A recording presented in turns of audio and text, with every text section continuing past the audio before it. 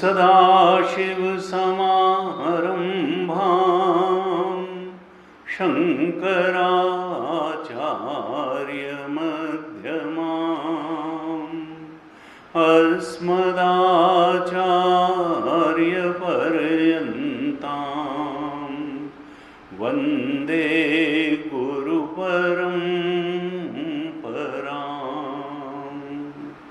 अज्ञानतिमिरान्धस्य ज्ञानाञ्जनशलाकया चक्षुरुन्मीलितं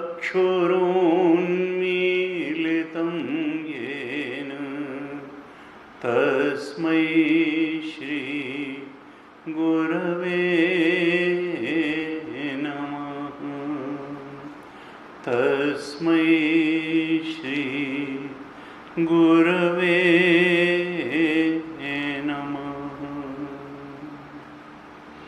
सच्चिदानन्दरूपाय विश्वोत्पत्त्यादिहेतवे तापत्रयविनाशाय श्रीकृष्णाय वयं नुमः। यं प्रव्रजन्तमनुपेतमपेतकृत्यं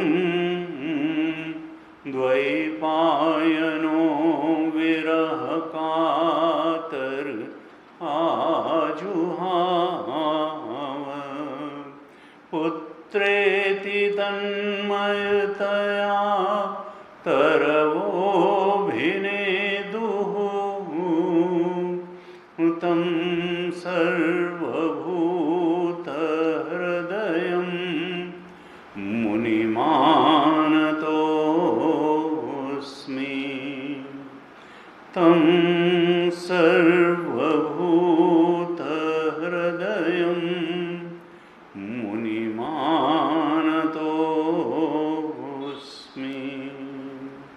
नारायणं नमस्कृत्य नरं चैव नरोत्तमं देवीं सरस्वतीं व्यासं ततो जयमुदीरयेत्।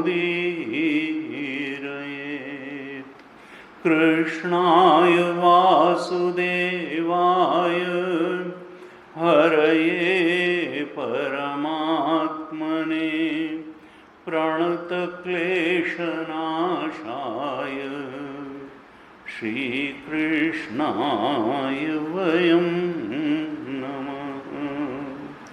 गोविन्दाय नमो नमः। गोविन्दाय नमो नमः।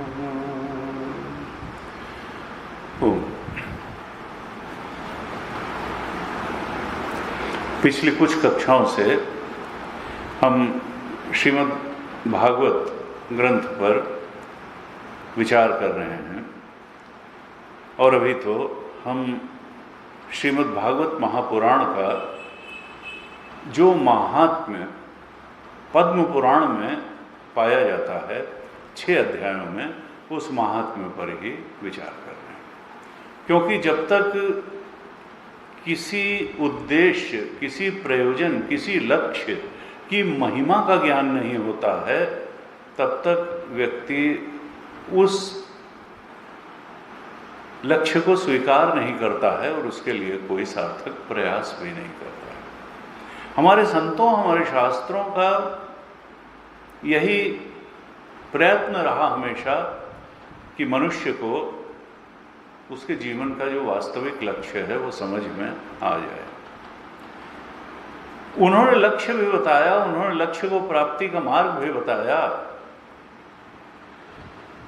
लेकिन इतने इतने संत इस धरती पर आए, उनकी वाणियां हुई, वही शास्त्र हो गई, चाहे भगवान की वाणी उपनिषद हो, अवतारी कृष्ण की वाणी गीता हो, भगवान वेदव्यास की वाणी श्रीमद् भागवत हो, अनेक अनेक संतों की, भगवान शंकराचार्य का भाष्य हो, उनके द्वारा रचे हुए अनेक अनेक प्रकरण ग्रंथ हों, वो लोग अपनी अपनी बात कहते रहे और उनके जो अनुयायी थे हम सब, वो अपनी अपनी समझ के अनुसार और अपनी अपनी योग्यता के अनुसार उनकी जितनी बातें मान सकते थे मानते रहे, और नहीं तो फिर अपनी वासनाओं, इच्छाओं के अनुसार, अपनी बुद्धि की समझ के अनुसार ही जीवन बिताते रहे।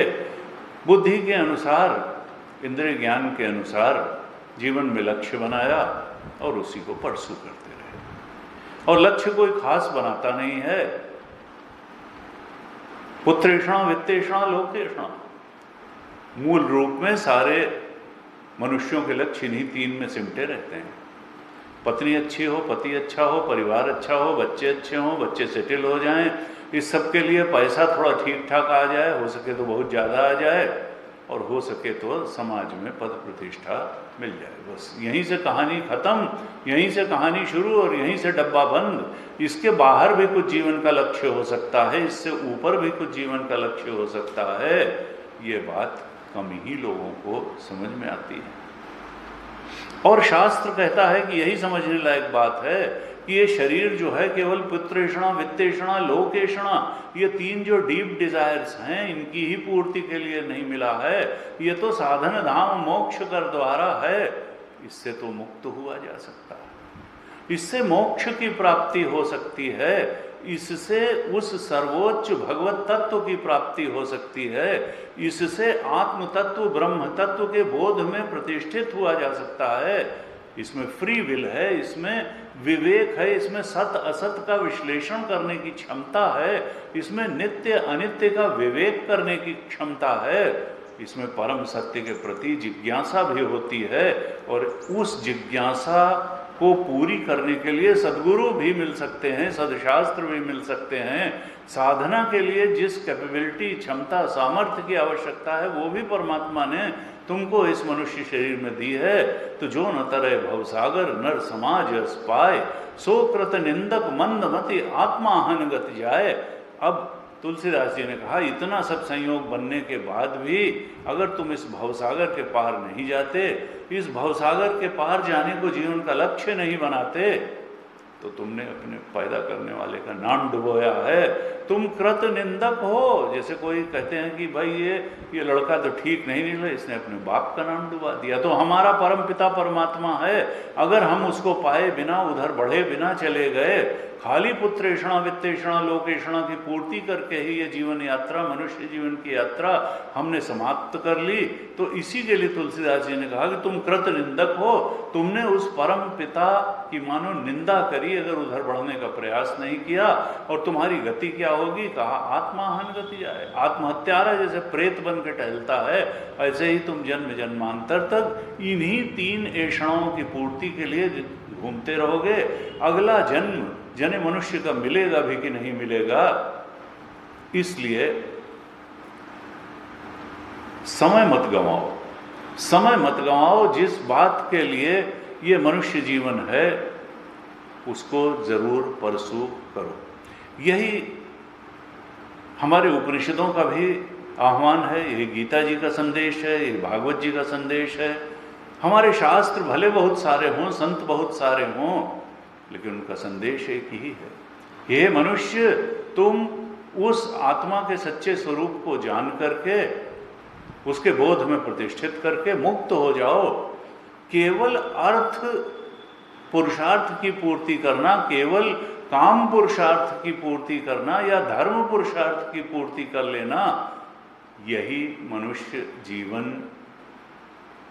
का लक्ष्य नहीं है। इन तीन में ही पुरुषार्थों में अगर सीमित होकर जीवन बता दिया, और जो चौथा और अंतिम और चरम पुरुषार्थ है मोक्ष, मुक्ति, वहां तक नहीं पहुंचे, उसके लिए कोई सार्थक प्रयास नहीं किया, तो फिर मनुष्य जीवन की समझ तुम्हारी नहीं बनी, तुम्हारी अपने आप की समझ नहीं बनी, तुम्हारी संसार की समझ नहीं बनी, और तुम्हारी भगवान की भी समझ नहीं बनी।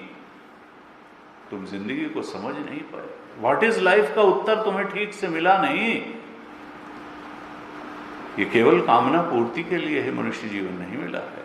ये सब कामना पूर्ति तो अन्य शरीरों में भी हो जाती है। मनुष्य शरीर से ज्यादा अन्य शरीरों में इंद्रियां सशक्त हैं, शरीर सशक्त है, भोग भी ज्यादा हो जाते हैं, लेकिन मोक्ष अगर मिल सकता है तो मनुष्य देह में ही मिल सकता है। उसी मुक्ति की तरफ बढ़ाने के लिए भागवत जी का प्रयास है,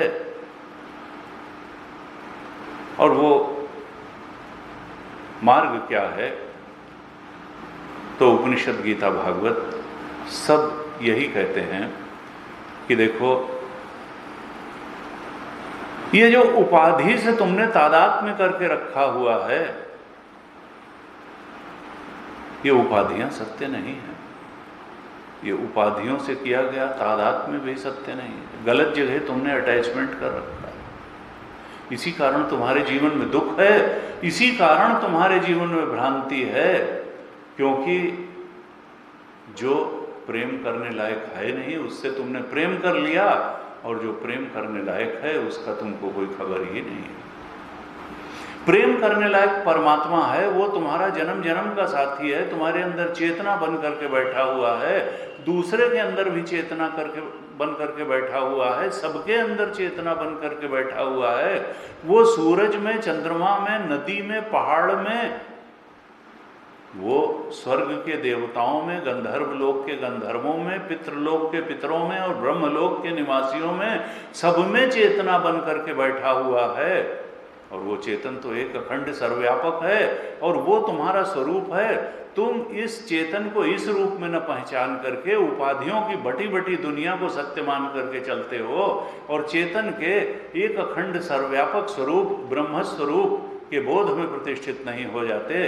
और ये है दृढ़ निष्ठा न होना, दृढ़ निश्चय, दृढ़ निर्णय न हो पाना कि चेतन ही हमारा स्वरूप है, वो सर्वाधिष्ठान है, वो हमारा केवल वृत्तियों का साक्षी नहीं है, वो तो सबका अधिष्ठान है। उसकी सत्ता से ही सब सत्तावान हैं। जासु सत्यता ते जड़ माया, भास सत्य इव मोह। ये शरीर सत्य नहीं है, न फिजिकल बॉडी सत्य है, न सटल बॉडी सत्य है, न कॉजल बॉडी सत्य है, न वासना अविद्या रूप कामना रूप कॉजल बॉडी सत्य है। सत्य क्या है? सत्य है इनका अधिष्ठान और इन्हें प्रकाशित करने वाला चेतन तत्व, और वही हमारा स्वरूप है। लेकिन हमने इन तीन शरीरों से तादात्म्य करके इनमें मैं बुद्धि कर ली, जो हमारी परेशानी का कारण है। न जाने कितने शरीरों में हमने मैं बुद्धि की, और हमारे मैं बुद्धि करने से वो मेरा हो नहीं जाएंगे। हम अगर सत्य से भागते रहेंगे कि नहीं नहीं साहब, शरीर जब तक है तब तक तो सत्य ही है, ये जब है तब भी सत्य नहीं है। स्वप्न का शरीर स्वप्न के समय ही सत्य लगता था, लेकिन जागने के बाद मालूम पड़ा कि वो जब मैं अपना शरीर स्वप्न में लग रहा था तब भी वो हमारा शरीर नहीं था और वो सत्य नहीं था। इसी तरह ये जागृत का शरीर है, चेतना ही सत्य है, ये शरीर वरीर सत्य नहीं है, ये एक आभास मात्र है।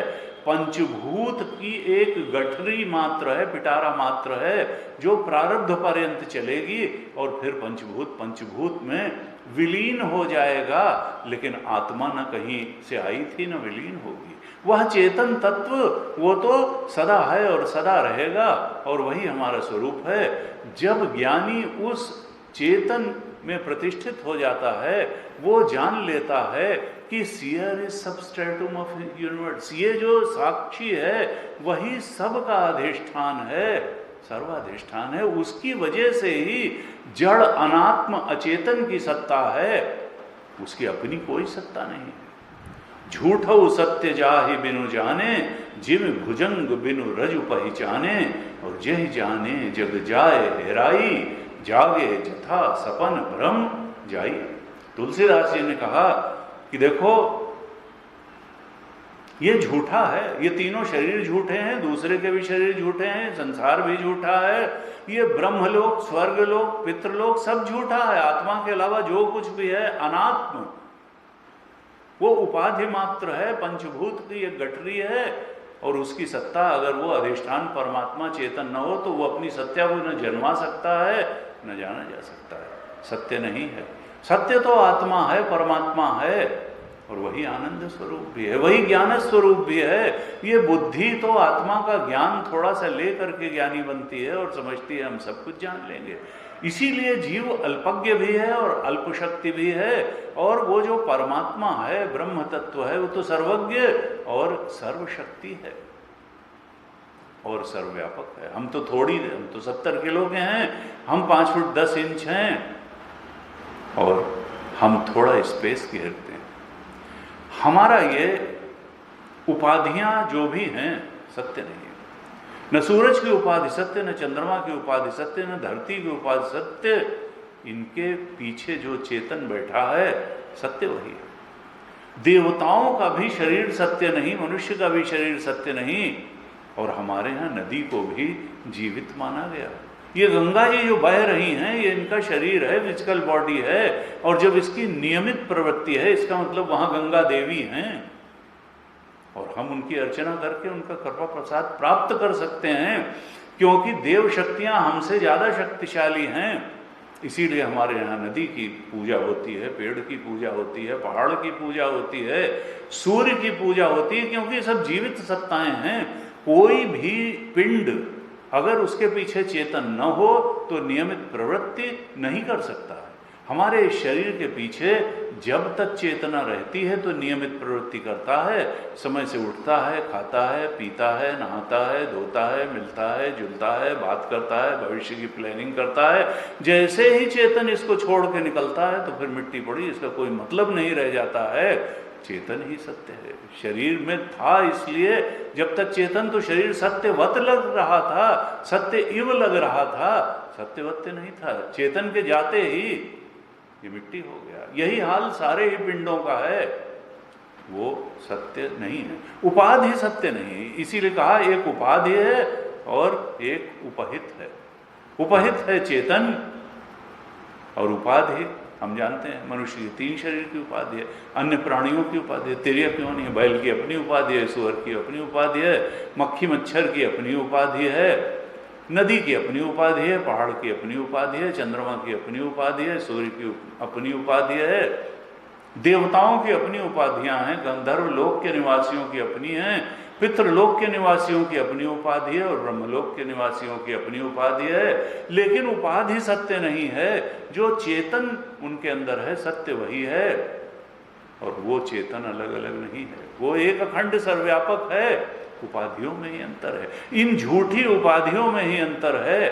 और जब तक हम उपाधियों को सत्य मानते रहेंगे तो कठोपनिषद ने कहा मृत्योः स मृत्युम गच्छति यह इह नाना एव पश्यति।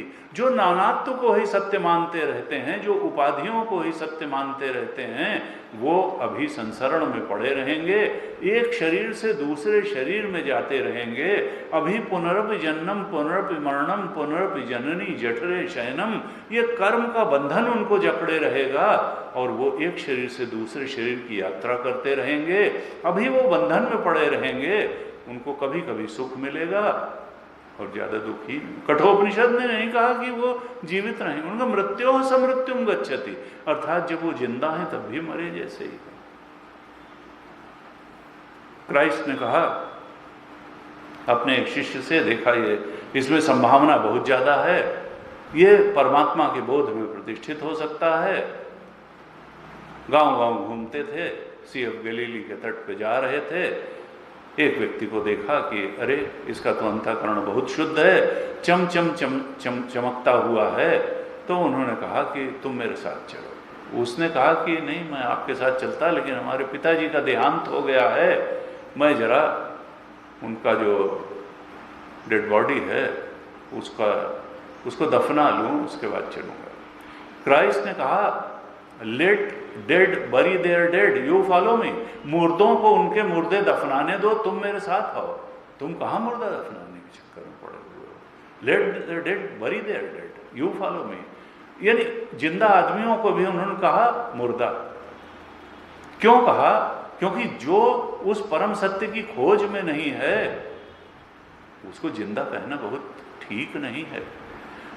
जो जड़ पदार्थों को ही जीवन का लक्ष्य बना करके बैठा हुआ है, जड़ता, इस संसार की जड़ उपलब्धियों को ही बहुत बड़ी बात मान करके बैठा हुआ है, जो उस परम चेतन की उपलब्धि की तरफ कोई कदम ही नहीं बढ़ा रहा है, उसको शास्त्र तो कहता है, क्राइस्ट ने कहा, क्राइस्ट उसको जीवित नहीं मानते, कहते late dead bury their dead, वो तो मुर्दों की तरह ही जिंदा है।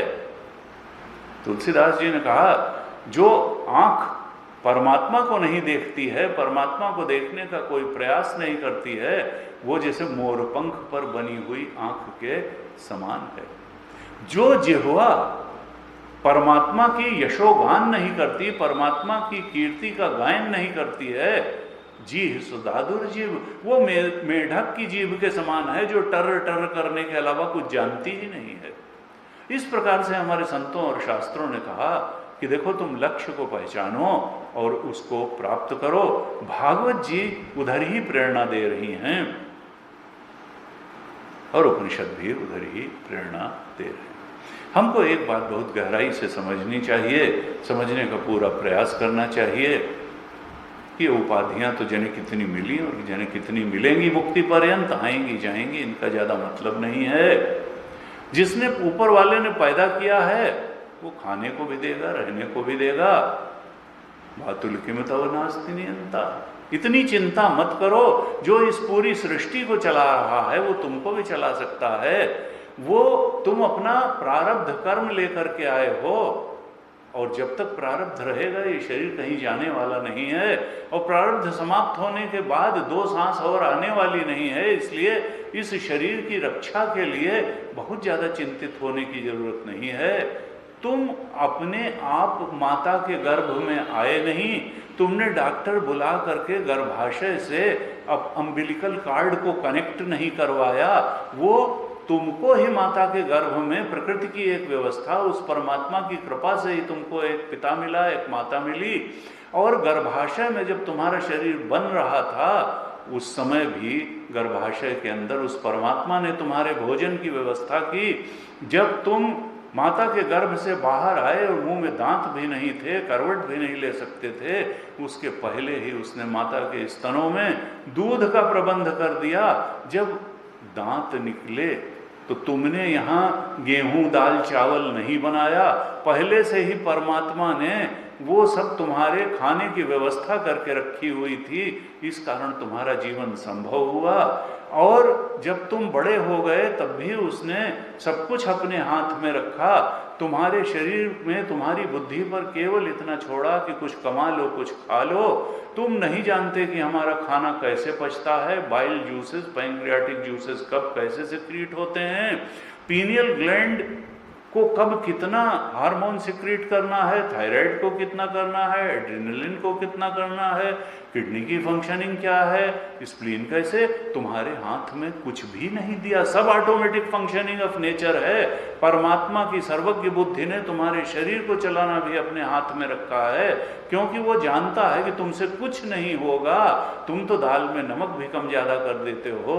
हार्मोन सिक्रीशन तुम्हारी बुद्धि के भरोसे छोड़ा गया होता तो आधे दिन जिंदा रहना रहना भारी पड़ जाता। सब कुछ जब प्रकृति चला रही है तब भी हम अहंकार के कारण कहते हैं कि हम बहुत बड़े हैं, हम जने क्या हैं, हम कितने बड़े अचीवर हैं और हम जने क्या कर देंगे और हम भगवान से भी ऊपर हैं। हमारा ये जो चेतन है ये भोग के लिए पैदा हुआ है, हम ब्रह्मांडात्मा को नमस्कार नहीं करेंगे, ये पिंडात्मा ही सब कुछ चला रही है। अरे तुम कुछ नहीं चला रहे हो, तुम ना अपने पैदा किए पैदा हुए, ना अपने जवान किए जवान हुए, ना अपने बुढ़ापे को रोक सकते हो, ना अपनी मृत्यु को रोक सकते हो। एक सर्वशक्तिमान परमात्मा ही सबको चला रहा है, तुमको भी चला रहा है। तुम अपनी पोजीशन को समझो और उस परम सत्ता के सामने नमस्कार करो, नतमस्तक हो, उससे याचना करो कि तुमको सद्बुद्धि दे, तुमको सन्मार्ग में लगाए और तुम इस मिथ्या संसार से अब दोबारा इसमें न पड़ने आओ, अनर्थ में दोबारा न पड़ो, मुक्त हो जाओ। कैसे मुक्त हो जाओ? आत्मा के सच्चे स्वरूप का ज्ञान प्राप्त करके मुक्त हो जाओ। तुम जान लो कि जो चेतन है उसका शरीर से कोई संबंध नहीं, उपहित का उपाधि से कोई संबंध नहीं होता है, उपहित ही सत्य है, उपाधियां मिथ्या हैं। यस्मिन् सर्वाणि भूतानि आत्मा एव अभूत विजानता तस्य को मोह कः शोक एकत्वम अनुपश्यत। ईशावास्य उपनिषद में कहा, ज्ञानी जब इस दृढ़ निश्चय में स्थित हो जाता है, बिल्कुल आईने की तरह साफ देख लेता है कि कोई चेतन मुझसे अलग है ही नहीं, उपाधियां मुझसे अलग अलग हैं, उनके तीन शरीर अलग, उनके तीन शरीर अलग, लेकिन चेतना तो एक है। तब वो देखता है, अरे मेरे चेतन में ही तो सारी उपाधियां हैं, ये जिस उपाधि तीन शरीर में मैंने मैं बुद्धि करके रखी हुई थी वो भी मेरे चेतन में ही है, और दूसरे तीसरे चौथे पांचवें सारों की उपाधियां मेरे ही चेतन में उपहित हैं, अध्यस्त हैं, प्रतीति मात्र हैं। तब उसके लिए परायापन रह ही नहीं जाता है। किस उपाधि को मैं कहें और किस उपाधि को तू कहें, ये माया ही खत्म हो जाती है। जो मैं और तोड़ तय माया थी ये समाप्त हो जाती है। यस्मिन् सर्वाणि भूतानि आत्मा एव अभूत अजानतः, वो तो अपनी आत्मा में ही सारे प्राणियों को सुपर इम्पोज्ड देखता है, अध्यसित देखता है। और तब स्थिति क्या बनती है?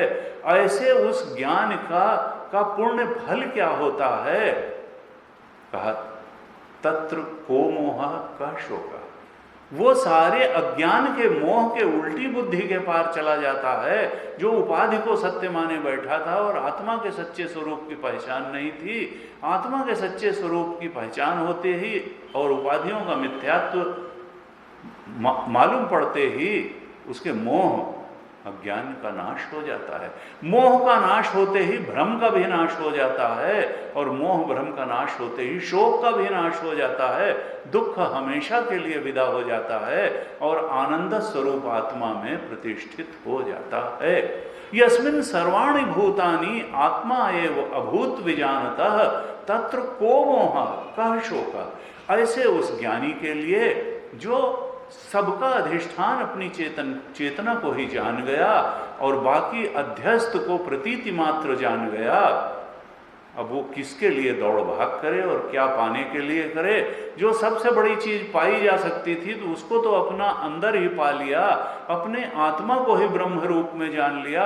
अब सपने से जागने के बाद सपने की बातों को पाने के लिए कोई परेशान नहीं होता, वो तो जान गया कि सपना झूठ था। ऐसे ही आत्मा के ब्रह्मत्व में जागने के बाद अब क्या पाए? झूठे संसार में क्या पाए और क्या छोड़े? लालसा ही समाप्त हो गई, असक्त बुद्धि सर्वत्र हो गया, जितात्मा विगतस्पृह हो गया। नैष्कर्म्य सिद्धिम परमाम संन्यासेन अधिगच्छति। उसको मिल गया जो मिलना था, सबसे बड़ी चीज मिल गई। ज्ञान से उसे अपने आत्मा ब्रह्मत्व का बोध हो गया और अब तो करने के लिए कुछ बचा ही नहीं। तस्य कार्यम न विद्यते।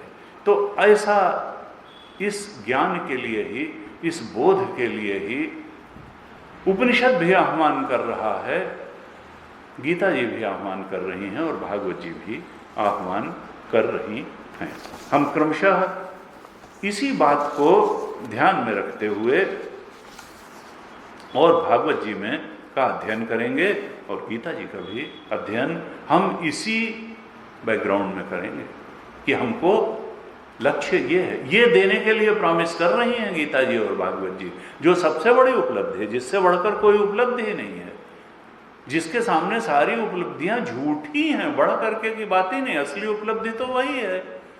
झूठ और सच्ची उपलब्धि में, गुड़िया गुड्डा खेलने में और शादी ब्याह रचाने में, गुड्डे गुड़िए की शादी करने में और जीते जागते इंसानों की शादी करने में जितना अंतर होता है, उतना ही अंतर वर्ल्डली अचीवमेंट और स्पिरिचुअल अचीवमेंट में है। Spiritual achievement is real achievement and worldly achievement एक काम चलाऊ अचीवमेंट है। हमको ये दृष्टि में रखना है कि अब मनुष्य शरीर मिला है तो असली अचीवमेंट करके जाएं, मुक्त हो करके जाएं, चेतना के ब्रह्मत्व के बोध में प्रतिष्ठित होकर के जाएं, और नहीं तो अज्ञान का जितना नाश कर सकें, जितना वासना क्षय कर सकें, जितना कामनाओं से मुक्त हो सकें, कम से कम उतना प्रयास अवश्य करें। जीवन के सच्चे स्वरूप की समझ बना लें, ना समझ बने हुए न जाएं, ना समझी को बढ़ा करके न जाएं, ना समझ बने हुए न जाएं, समझदार बन करके जाएं, ज्ञानी बन करके जाएं। हम भले ना समझ पैदा हुए, हम भले रोते हुए पैदा हुए, लेकिन जब जाएं तो हंसते हुए जाएं। कबीर ने यही कहा, कबीरा जब हम पैदा हुए, जग हंसा हम रोए, ऐसी करनी कर चले कि हम हंसें जग रोए। जग तो रोता रहेगा, ये नहीं मिला, वो नहीं मिला, ये नहीं बने, वो नहीं बने, और आशा तृष्णा ना मोई, मर मर गए शरीर। ये आशा तृष्णा तो खत्म नहीं होगी, शरीर पूरा हो जाएगा, इच्छाएं पूरी नहीं होंगी, और फिर इच्छा पूरी करने के लिए अगला शरीर, और फिर यही कहानी, और फिर अगला शरीर, और फिर यही कहानी। ये कहानी खत्म होनी चाहिए, और यह कहानी खत्म होगी भागवत जी द्वारा दिए गए रहे ज्ञान से, और कोई तरीका नहीं। ये ज्ञान देने के लिए ही श्रीमद् भागवत महापुराण है। हम चर्चा कर रहे थे कि महात्म्य के दूसरे अध्याय की हम चर्चा कर रहे थे। नारद जी और सनकादि ऋषि की वार्ता का प्रसंग चल रहा था। नारद जी बद्रिकाश्रम, जिसको विशालापुरी कहा है भागवत जी में, नारद जी बद्रिकाश्रम पहुंचे, विशालापुरी पहुंचे, और वहां पहुंचकर उन्होंने देखा कि उनके बड़े भाई, जो 5 वर्ष के बालक के से लगते हैं, 4 भाई हैं, सनक, सनंदन, सनातन और सनत कुमार, वो चले आ रहे हैं।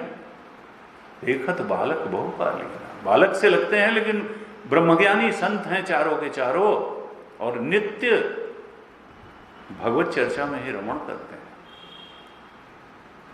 और चूंकि सत्य में के बोध में प्रतिष्ठित हैं, इसलिए बुढ़ापा उनको छू भी नहीं गया, उनको दुर्बुद्धि नहीं छू गई, उनको बुढ़ापा नहीं छू गया। नित्य प्रसन्न रहते हैं, नित्य शांत रहते हैं, और नित्य भागवत रमण में उनका चित्त विराजित रहता है। उन्होंने नारद जी को जब देखा बद्रिकाश्रम में, तो कहा कि अरे तुम तो देवर्षि हो, भगवान के भक्त हो, तुम्हारे मुख पर ये चिंता की रेखाएं कैसी हैं?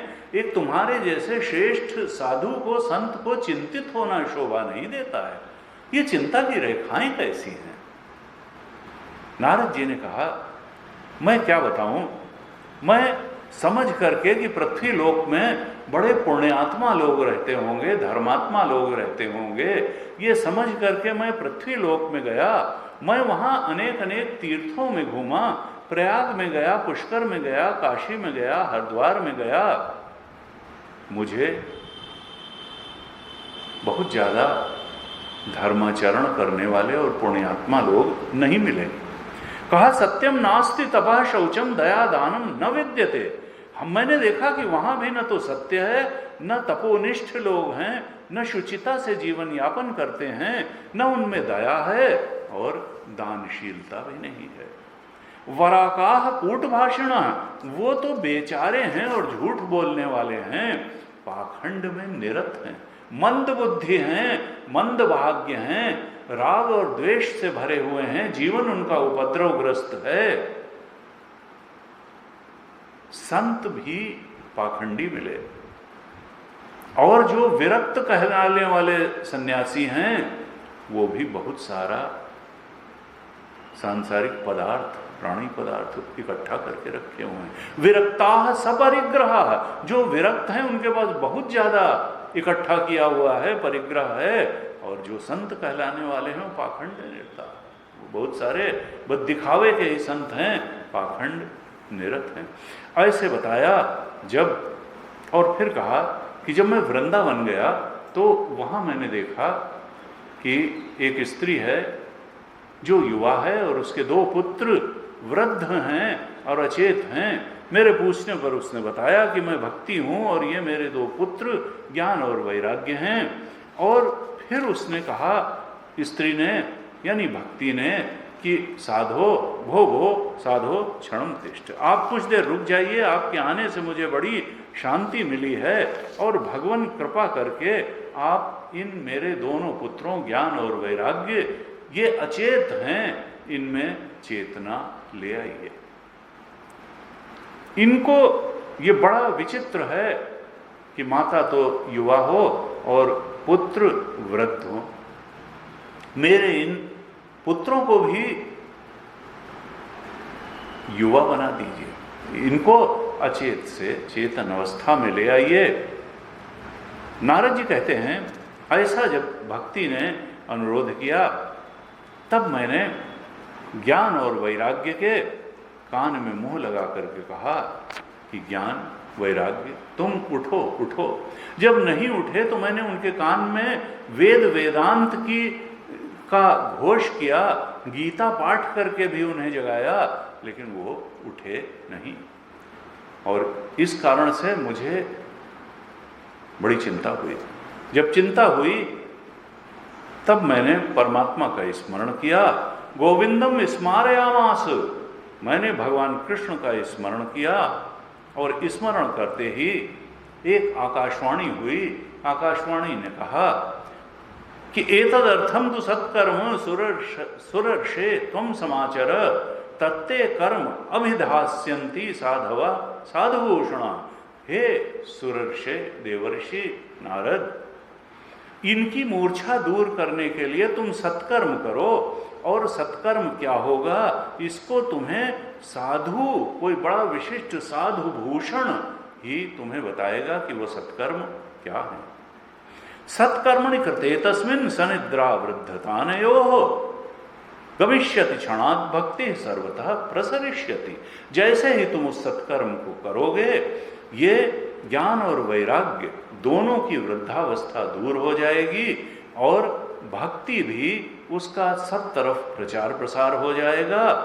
इनकी मूर्छा दूर हो जाएगी, इनकी वृद्धावस्था दूर हो जाएगी ज्ञान और वैराग्य की, और भक्ति का सर्वथा प्रसार होगा।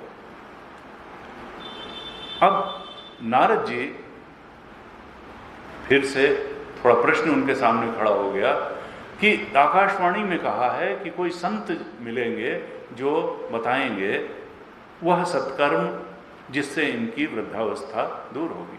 हमको इसमें देखिए, कई बार लोग क्या सोचते हैं कि भाई पुराणों में जाने क्या क्या बताया गया है, आदमी 100 साल तो जिंदा नहीं रहता है, और पुराणों में फिर अभी आएगा कि फला राजा ने 11,000 वर्ष राज्य किया और उसने 36,000 साल ये किया, वो एक पैर पे इतने दिन खड़ा रहा। ये सब क्या गप्प है? देखिए, गप्प नहीं है। मनुष्य चमत्कार को नमस्कार करता है। जब सीधी सीधी कही हुई बात व्यक्ति को समझ में नहीं आती तो बात को थोड़ा एग्जेगरेट करके बताया जाता है। किस लिए? कि शायद अब व्यक्ति उतने बड़े आकर्षण से ही आकर्षित हो जाए या उतने बड़े भय से भयभीत हो जाए और शायद सन्मार्ग पे लग जाए, उसकी बुद्धि शायद ठीक हो जाए। तो उसमें हमको ये बात जो बताई है बिल्कुल ठीक बताई है, पुराणों में भी वो वेद और उपनिषद के अनुसार ही है। हाँ, ये अवश्य है कि थोड़ा उपबृंहण है, उसको काफ़ी एग्जेगरेट कर करके काफी बढ़ा चढ़ा करके उस बात को बताया है। क्यों? क्योंकि अगर बहुत बुद्धिमान होता तो उपनिषद और गीता से ही समझ गया होता। जो उससे नहीं समझ पाया उसी के लिए तो पुराण लिखे गए हैं कि देखो अब इसमें बढ़ा चढ़ा करके बताओ तो शायद कुछ समझ जाए, और कुछ रुचिकर ढंग से बताओ तो शायद समझ जाए। कथा कहानी किस्से के माध्यम से जब सीधा सीधा उपदेश नहीं समझ में आ रहा, गीता जी में कोई कथा कहानी नहीं है, उपनिषद में भी कथा कहानियां नहीं आती। पुराण इसीलिए गए कि जो लोग सीधा सीधा उपदेश नहीं समझ पाते उपनिषद और गीता का, चलो वो कथा कहानी के माध्यम से ही उपदेश समझ जाएं। लेकिन उपदेश में कोई अंतर नहीं है। जो उपनिषद कहता है, जो गीता कहती है, कहा यहाँ भी वही जा रहा है। हो सकता है एग्जैगरेट करके कहा गया हो, लेकिन हम उस बात का अनुकरण करेंगे बजाय क्रिटिसाइज करने के, तो जीवन ऊपर ऊपर ऊपर उठता चला जाएगा। ऐसे जो है हमको देखना है, क्योंकि ये हमारे ही चित्त की दशा का वर्णन है। ये कोई वृंदावन का ही वर्णन नहीं है कि भक्ति युवा है और ज्ञान वैराग्य जो है अचेत पड़े हुए हैं और बूढ़े से हो गए हैं। हमारे भी चित्त में ज्ञान वैराग्य सोए ही पड़े हैं और जाग नहीं रहे हैं। इतने संतों और शास्त्रों ने बार बार जगाया तब भी नहीं जाग रहे हैं, सोए पड़े हैं। हाँ, थोड़ी बहुत भक्ति जरूर युवा है, हम भी कुछ तरीके से रिचुअल वगैरह कर लेते हैं। हमको भक्ति को भी प्रसन्न तब होगी जब ज्ञान वैराग्य जागेंगे। ये एक संदेश है कि हम भगवान के चरणों में झुकें, भगवत स्मरण करें। हमारे जीवन में जब भगवत स्मरण करेंगे तो निश्चित रूप से भगवान की कृपा से सत्य का ज्ञान भी होगा और असत्य से वैराग्य भी होगा। वैराग्य असत्य से ही तो होना है और ज्ञान सत्य का ही होना है। भक्ति फलवती ही तभी होगी हमारी जब असत्य से वैराग्य होगा और सत्य का ज्ञान होगा। जब तक असत्य से वैराग्य नहीं होगा और सत्य का ज्ञान नहीं होगा तो भक्ति फलवती पुत्रवती कहाँ होगी, और हमको हमारी मुक्ति भी नहीं होगी। और ये कैसे होगी? सत्कर्म करके। नारद जी को आकाशवाणी हुई कि नारद, सुरर्षे, देवर्षि, सत्कर्म करो। नारद जी ने कहा कि अब वो साधव साधुभूषणा कहाँ मिलेंगे, इसलिए वो चले। उनका ये तो बताया ही नहीं आकाशवाणी ने कि ऐसे वो श्रेष्ठ संत कहाँ मिलेंगे और वे संत कौन सा साधन बताएंगे। सूत जी कहते हैं अब उन संत को खोजने के लिए जो सत्कर्म बताएं, नारद जी वहां से चल पड़े और अनेक तीर्थों में जा करके यह बात बताकर पूछने लगे साधुओं संतों से कि आप लोग इस विषय में बताइए कि वो सत्कर्म क्या होगा। सब लोग नारद जी का प्रश्न सुन करके चल देते, कोई उत्तर न देता। और बल्कि कुछ लोग तो ये भी कहते कि जब वेद सुनाने से नहीं उठे, गीता सुनाने से ज्ञान वैराग्य नहीं उठे, तो फिर अब उनके युवा होने का, उनकी अचेतावस्था दूर होने का कोई उपाय नहीं है। नारद जी बहुत चिंतित होते हुए इसी दशा में विशालापुरी बद्रीनाथ पहुंचे और वहां जाकर के उन्होंने निश्चय किया कि अब मैं तप करूंगा। तपश्चरामि कृत निश्चय, उन्होंने ये निश्चय कर लिया कि मैं तप करूंगा। और देखिए तप में बड़ी शक्ति होती है, असल में सारी शक्ति तप में ही होती है। यज्ञ दान तपः कर्म न त्याज्यमिति चापरे, कहते हैं ज्ञानी को भी यज्ञ दान और तप कर्म नहीं छोड़ना चाहिए। यज्ञ दान तपश्चैव पावनानि मनीषिणाम, यज्ञ दान और तप कर्म मनुष्य के चित्त को पावन बनाने वाला है, पवित्र बनाने वाला है। इसलिए गीता जी में 18वें अध्याय के प्रारंभ में भी बहुत जोर दिया गया कि मनुष्य को किसी भी दशा में यज्ञ दान और तप ये छोड़ना नहीं चाहिए। यज्ञ क्या है? यज्ञ का अर्थ है अपने लिए ही काम न करो। यज्ञ का मतलब ये नहीं है कि वेदी बना करके केवल आहुति डालते चले जाओ। यज्ञ कर्म गीता जी में जो बताया कि यज्ञ कर्म का अर्थ है to do something in larger interest of society. ये संसार भगवान का ही स्वरूप है। जब हम केवल आत्म कल्याण या परिवार कल्याण के लिए ही नहीं, हम संसार कल्याण के लिए, समाज कल्याण के लिए काम करते हैं, निस्वार्थ भाव से करते हैं, भगवान की पूजा मान करके करते हैं, तो वो कर्म यज्ञ कर्म है। ऐसा यज्ञ कर्म नहीं छोड़ो, दान कर्म नहीं छोड़ो। हमारे पास ज्ञान है तो ज्ञान का दान दें, हमारे पास धन है तो धन का ध्यान दें, हमारे पास शारीरिक बल है तो उसका ध्यान दें। दूसरों के कल्याण के लिए हम जीवन बिताएं, देवताओं की प्रसन्नता के लिए बिताएं, दूसरों के कल्याण के लिए बिताएं, अपने कर्तव्य कर्मों को करने के लिए बिताएं और कामनाओं से को पूरी करने से बचते हुए बिताएं। यही यज्ञ कर्म है। जब नारद जी ने यह संकल्प किया कि मैं तप करूंगा, बस ये संकल्प ही ऐसा फलीभूत हुआ कि उनको तत्काल सनकादि ऋषि सामने से आते दिखाई दिए और तब उनको भी नारद जी ने पूरी कथा बताई और कहा कि भगवान, आपके मुख में तो हमेशा भगवान का नाम रहता है, हरि शरणम हमेशा आपकी जिह्वा पर विराजमान रहता है, भगवत स्मरण करते हुए आपके का जीवन बीतता है, दिन बीतता है। आप तो ऐसे श्रेष्ठ संत हैं, आप ही हमें बताएं कि वह साधन, वह सत्कर्म कौन सा है जिसको करने से ज्ञान और वैराग्य की अचेतावस्था दूर होगी और भक्ति को प्रसन्नता प्राप्त होगी। सनकादिक कहते हैं द्रव्य यज्ञास तपो यज्ञ, दूसरे अध्याय का 59, 60 और 61 श्लोक, ये बड़ा अच्छा श्लोक है जिसमें सनकादि ऋषि उस सत्कर्म के बारे में बताते हैं।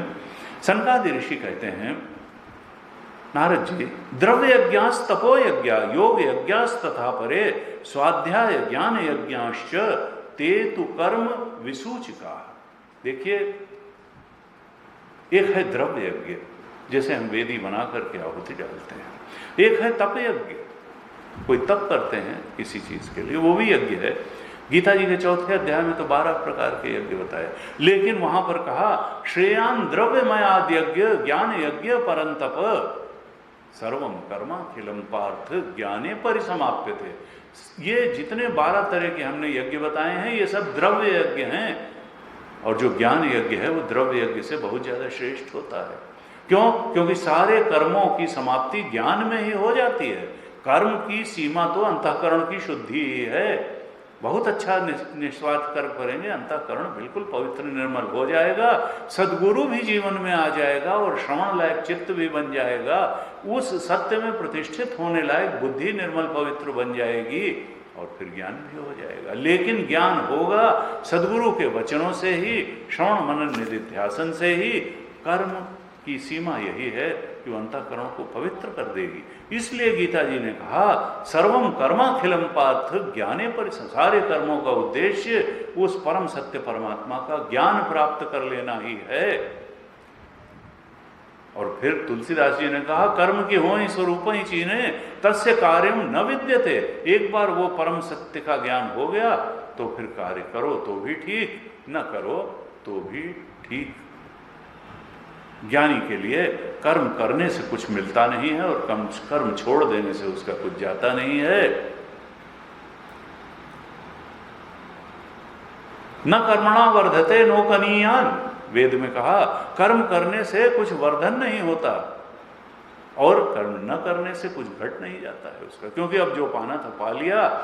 कर्म करके अंतःकरण शुद्ध कर लिया और गुरुचरणों में बैठ करके उस परम सत्य का ज्ञान भी प्राप्त कर लिया। अब कुछ पाने के लिए बचा ही नहीं, अब तो सत्य में अवस्थिति है। सनकादि ऋषि कहते हैं नारद जी, द्रव्य यज्ञ, तप यज्ञ, योग यज्ञ और दूसरे सारे ही प्रकार के जो स्वाध्याय आदि यज्ञों से, ये सब कर्म के ही इशारा करते हैं। ये कर्म यज्ञ हैं सारे के सारे। और कर्म क्या हो देता है? वो तुमको इस संसार में भी अच्छी परिस्थिति दे सकता है और शरीर छूटने के बाद स्वर्ग आदि ले जा सकता है। इसीलिए देखिए क्रिश्चियनिटी और इस्लाम में ब्रह्म ज्ञान की बात ही नहीं है। वहाँ जो हाईएस्ट अचीवमेंट है वो बस हेवन और हेल, जन्नत या दोजख ही है। क्यों?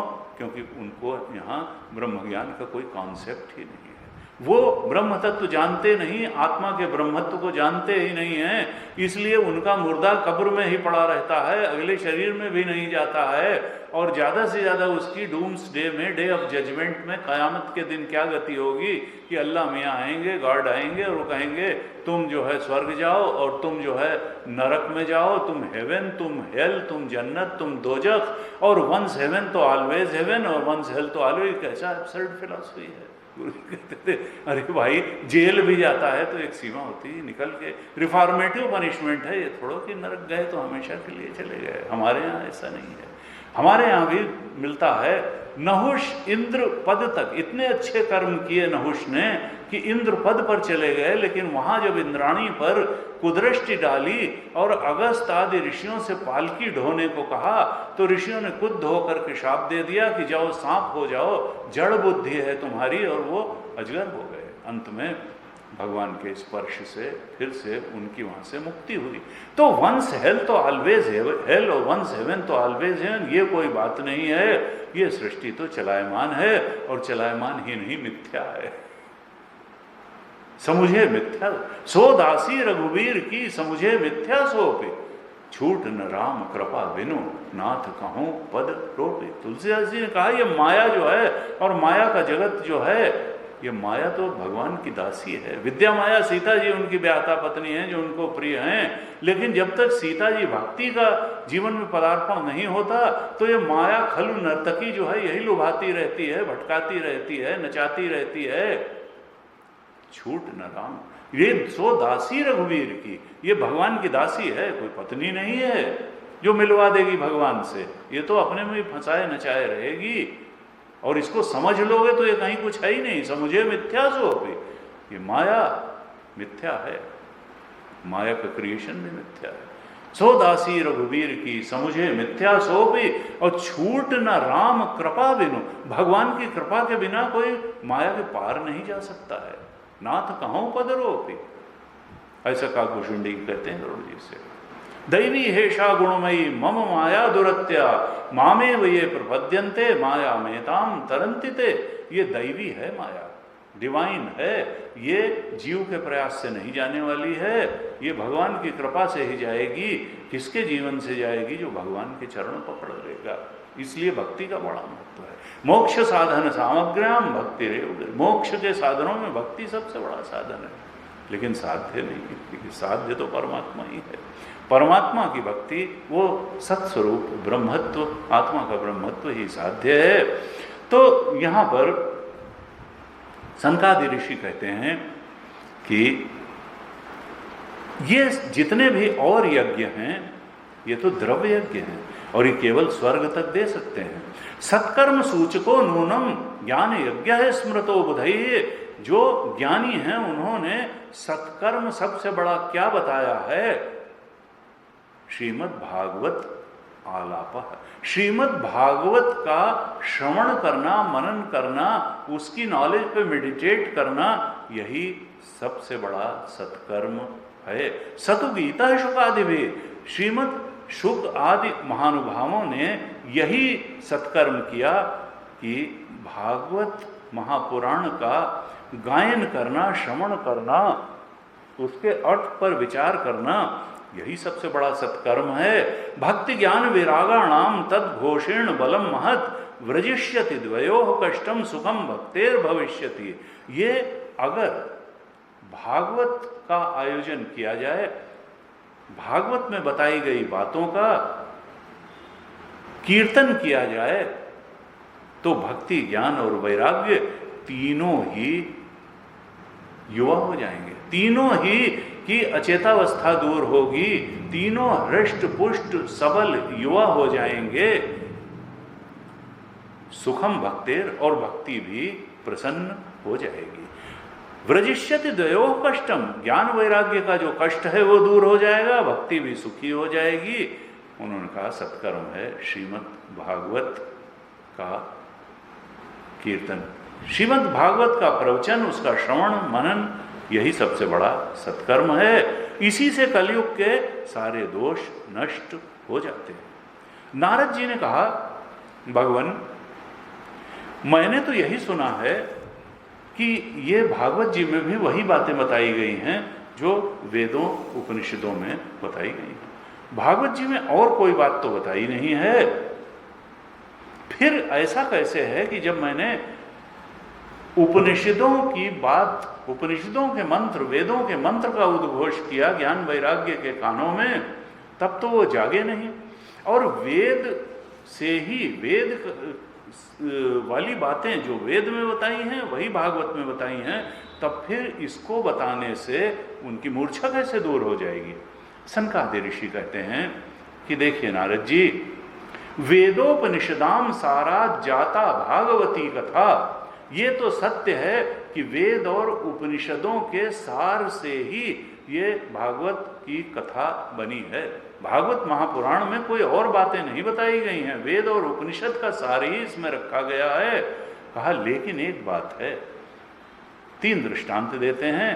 कहते हैं जैसे कोई वृक्ष है, आम का ही वृक्ष है, तो उसमें जो उसका रस है, आम्र के वृक्ष में रस तो जड़ से लेकर के और पत्ती डालों सब जगह होता है, लेकिन जब वो रस सिमट करके फल के रूप में आ जाता है तो सबको प्रिय लगता है। तो ये भागवत भी जो है वो उपनिषद और वेदों का रस रूप है, इसलिए ये अच्छा लगने वाला भी है, सुग्राह्य भी है, ये मनभावन भी है और पुष्टिदायक भी है। ये रस है, फल रूप है, रस रूप है। कहते हैं जैसे दूध में घी सब जगह रहता है, दूध में भी घी है, लेकिन जब दूध को गर्म किया जाता है, उसमें जामन लगाया जाता है, फिर उस दही को मथा जाता है, मक्खन निकलता है, मक्खन को गर्म किया जाता है तो फिर घी बन जाता है। दूध में भी घी सब जगह रहता है, लेकिन जब एक प्रोसेस से घी निकाला जाता है तो घी का स्वाद अलग ही होता है। भले दूध में घी है, लेकिन दूध का में घी का स्वाद नहीं आ सकता है। तो ये घी की तरह है, वेद उपनिषद का सार है। कहते हैं जैसे गन्ने में रस तो, मिठाई तो पूरे गन्ने में ही व्याप्त होती है मिठास, लेकिन जब उसका रस निकाल लिया जाता है गन्ने का, तो रस तो अलग ही स्वादिष्ट होता है। ऐसे ही ये वेद उपनिषद का रस रूप है, मिठाई है, फल रूप है, ये बहुत पुष्टिदायक है। ऐसा ये भागवत महापुराण 71 श्लोक में कहते हैं, दूसरे अध्याय के सनकादि ऋषि, इदम भागवतम नामो पुराणम ब्रह्म संहितम भक्ति ज्ञान विरागाणाम स्थापनाय प्रकाशितम। ये जो भागवत महापुराण है ये वेद जैसा ही है।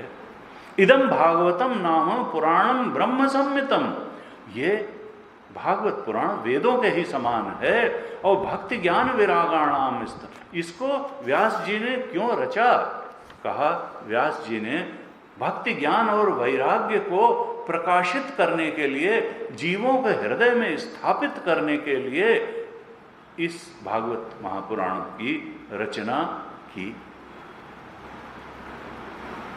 ऐसे जब बताया नारद जी को सनकादि ऋषि ने, और तब कहा कि आप इतने खिन्न न होइए कि भक्ति सुखी नहीं हो रही है, ज्ञान वैराग्य सबल नहीं हो रहे हैं, उनकी अचेत अवस्था जा नहीं रही है। आप तो इस भागवत महापुराण को स्वयं जानते हैं, आपने ही व्यास भगवान को खिन्न देख करके केवल 4 श्लोकों में ही इस भागवत का उपदेश कर दिया था। श्रीमद् भागवतम श्राव्यम शोक दुख विनाशनम, ये श्रीमद् भागवत सदा ही श्रवण करने योग्य है। क्यों? क्योंकि शोक दुख विनाशनम, ये शोक और दुख का नाश करने वाला है। ये भागवत पुराण के श्रवण से मनुष्य मात्र के शोक और दुख का नाश हो जाता है। और मनुष्य ही क्या कहें, अभी तो कथा आने वाली है कि जो इसका शरीर छूट गया है, जो प्रेत योनि में परेशान होकर के भटक रहा है, उस प्रेत के भी दुख का विनाश हो गया। अर्थात शरीरेतर प्राणी जो हैं, मनुष्येतर शरीर धारण किए हुए, उनके भी दुख का नाश हो जाता है। ये तो पूरी सृष्टि का ही कल्याण करने वाला है, सबका दुख का नाश करने वाला है। ऐसे जब श्रीमद सनकादि ऋषि ने कहा तो नारद जी ने कहा, महानुभावों, आप जैसे साधुओं का तो दर्शन ही जीव के पापों को नष्ट कर देने वाला है और हृदय में शांति की वर्षा करने वाला है। मैं आपकी शरण लेता हूँ। किस लिए शरण लेता हूँ? कि आपकी शरण लेने से ही शरण लेने वाले के हृदय में भक्ति का प्रकाश हो जाता है, प्रेम लक्षणा भक्ति हृदय में जागृत हो जाती है। क्योंकि साधु लोग जब बताएंगे कि कोई दूसरा है ही नहीं, तो फिर द्वेष किससे करोगे? जब सब तुम्हारा ही स्वरूप है तो प्रेम तो करना ही पड़ेगा। प्रेम करने के अलावा कोई चारा नहीं है। वहीं से बुद्ध का कंपैशन प्रकट हुआ। जो कंपैशन, क्योंकि तो कोई दूसरा है नहीं, तो बुद्ध अब कंपैशन के अलावा क्या है? भगवान के पास प्रेम करने और करुणा करने के अलावा ऑप्शन ही क्या है? सूर्य के पास प्रकाश देने के अलावा कोई ऑप्शन नहीं है। संत के पास सब पर कृपा करने के अलावा और कोई रास्ता ही नहीं है, क्योंकि कोई दूसरा है ही नहीं। और सबको उसी परम लक्ष्य की तरफ लगाना है जो अपने गुरु की कृपा से, जिसमें उसको स्थिति प्राप्त हो गई, वो तो चाहता है उधर बढ़ करके सब लोगों का कल्याण हो जाए। इसलिए उसके हृदय से तो प्रेम ही प्रवाहित होता है। और वो प्रेम यही है कि व्यक्ति परेशान है, व्यर्थ में परेशान है, सबसे बड़ी बात उसका स्वरूप ही है, उसके अज्ञान के कारण परेशानी है, तो चाहता है किसी तरह उसका ज्ञान हो जाए। संत का तो यही कार्य रहा है और यही रहेगा। नारद जी कहते हैं 76वें दूसरे अध्याय के अंतिम श्लोक में, भाग्य उदयन बहुजन्म समर्जितेन सत्संगमम च लभते पुरुषो यदा वै अज्ञान हेतु कृत मोह मदांधकार नाशम विधाय ही तदा उदयते विवेक। नारद जी कहते हैं, मेरी तो यही समझ है कि बहुजन्म समर्जितेन भाग्य उदयन, जब मनुष्य का बहुत जन्मों में अर्जित हुआ पुण्य फल देने के लिए उदित होता है।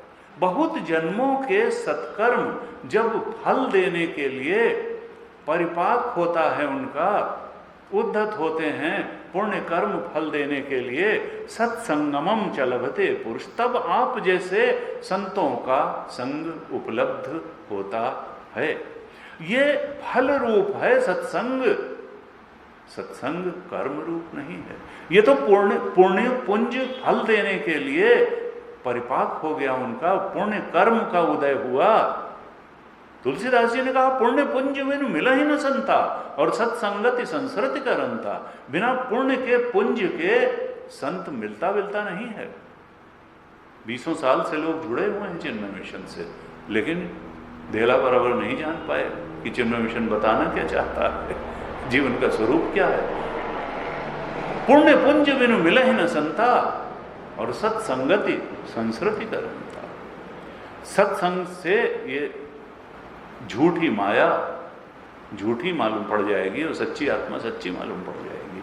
सत्संगमम च लभते पुरुषो यदा वै, संत संगम का संग मिल जाता है, संत समागम हो जाता है। और जब ये सत्संग मिल जाता है तब क्या होता है? अज्ञान हेतु कृत मोह मदांधकार, ये जो मोह और मद का अंधकार है, जो अज्ञान के कारण ही है, नाशम विधाय, उसका नाश हो जाता है। और तदा उदयते विवेक, और तब सत असत का विवेक जागृत हो जाता है, नित्य अनित्य का विवेक जागृत हो जाता है। क्या हमारे लिए कल्याणकारी है और ग्रहण करने योग्य है, और क्या हमारे लिए नुकसानदेह और त्यागने योग्य है, ये सब विवेक जागृत हो जाता है। लेकिन केवल जो है सत्संग से ही ये विवेक प्राप्त हो जाता है, उस ब्रह्म विद्या से ही ये विवेक होता है। बिनु सत्संग विवेक न होई और राम कृपा बिनु सुलभ न सोई। तुलसीदास जी ने भी कहा, बिना सत्संग के विवेक नहीं होता, पंचकोशों से ये विवेक और ज्ञान नहीं निकलेगा आपके।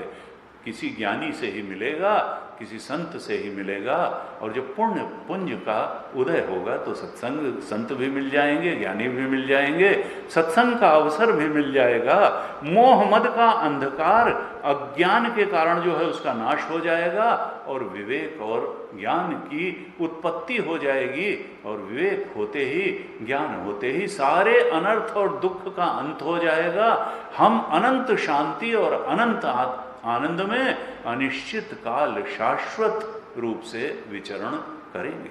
इधर ही तो बढ़ने के लिए जन्म जन्मांतर से आ रहे हैं। भगवान ने कृपा करके ये मनुष्य शरीर इसी उपलब्धि को पाने के लिए दिया है। आज इसी प्रार्थना के साथ भगवान से कि हम सब पर भगवान की कृपा हो, हमारा मन जो है वो सद्भावना से भरे, बुद्धि सद्बुद्धि बन जाए, हमारे कर्म सत्कर्म बन जाएं, हमारा मन भगवान के चरणों में लगे। भगवत कृपा से हमको भी उस आत्मबोध ब्रह्मबोध की प्राप्ति हो जाए। आप सबको बहुत बहुत धन्यवाद। ओम पूर्णमदः पूर्णमिदं पूर्णात् पूर्णमुदच्यते पूर्णस्य पूर्णमादाय पूर्णमेवावशिष्यते। ओम शांति शांति शांति। हरि ओम। श्री गुरुभ्यो नमः। हरि